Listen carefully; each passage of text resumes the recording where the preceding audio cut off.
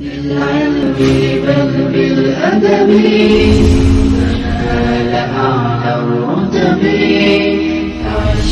حياة العلماء واقرأ صنوف الكتب وزن على تواضع لا تفتخر بالنسب كفاك أن تخرج من دنيا. بسم الله والحمد لله والصلاة والسلام على رسول الله وعلى آله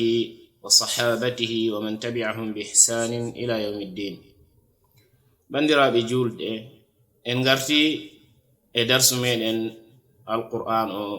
تفسير قصار المفصل يا برنامج من بيتدو يته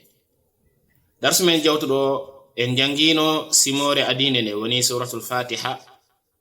kal en honande jangirte jangde sellunde e hokonde saawi e maaniji di gandanɗo ma Allah haalidi e nder mayre. Hade en jawtu hande oɗo darsu meɗen e simore wonde miɗo yiɗi tan ndewtoɗen simore nde e ɓure kañum e neediji ɗi gandanɗo ma Allah subhanahu wa ta'ala haalidi e ndeɗo simore. Caggal nde janguɗen nde jangol sellugol ganduɗen hokonde saawi joni ngaren cuɓen neediji ɗi gandanɗo ma ɗi jani e nder ɗo simore. Ne jeeya e neediji idiɗe he woni julɗo o si tawi aɗa ñaago Allah subhanahu wa ta'ala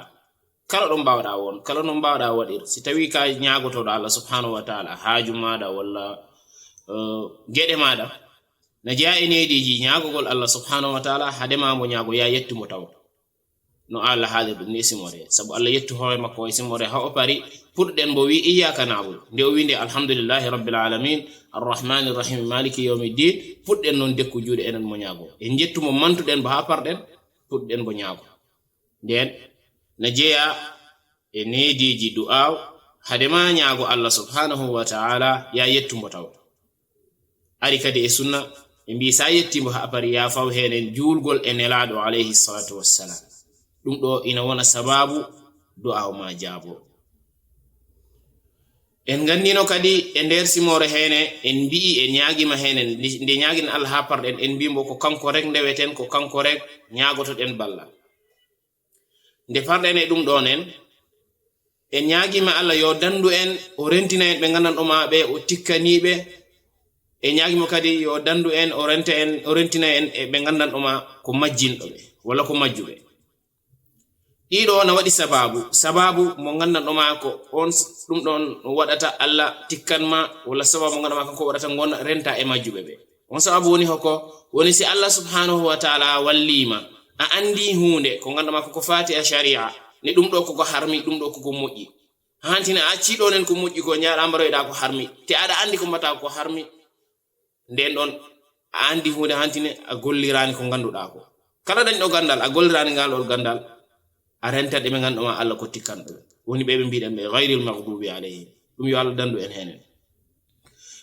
Majjuɓe kadi woni kala mo ganduɗo ma ari aɗa rewa Allah aɗa yiɗi rew Allah ngara aɗa mbo rewirma no weli aɗa mbo rewira no welirma a lamdaki jomen ganduɓe a etaki janggu paama diine maɗa ngara ren joɗɗa mbiya ka juulo aɗa juulere no welirma ɗum ɗon jeeyaka e islam kala baɗɗo ɗum a rentat e majjuɓe he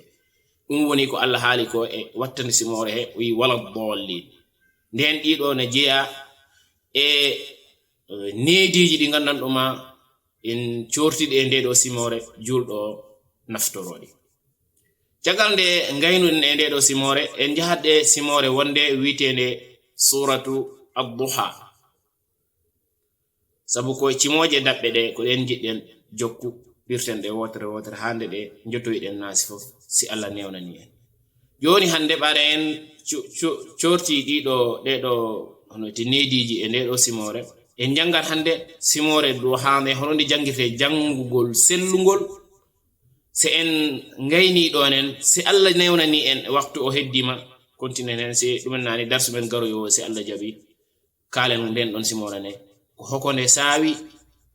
e manaji ɗi Allah haali subhanahu wa ta'ala simor nde no wewa duha jangen nde joni jangugol sellugol. أعوذ بالله من الشيطان الرجيم بسم الله الرحمن الرحيم والضحى والليل إذا سجى ما ودعك ربك وما قلى وللآخرة خير لك من الأولى ولسوف يعطيك ربك فترضى ألم يجدك يتيما فآوى ووجدك ضالا فهدى ووجدك عائلا فأغنى فأما اليتيم فلا تقهر وأما السائل فلا تنهر وأما بنعمة ربك فحدث. Dero simore woni simore witende suratu ad-duha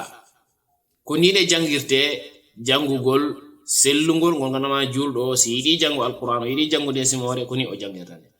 e so si tawi ombo jula o yidi jangude do simore ko ni o jangirtane jangugol sellungol simorde no e suratu duha duha ko firti woni sinange yehi ha jesima woni ko bieten ko betawe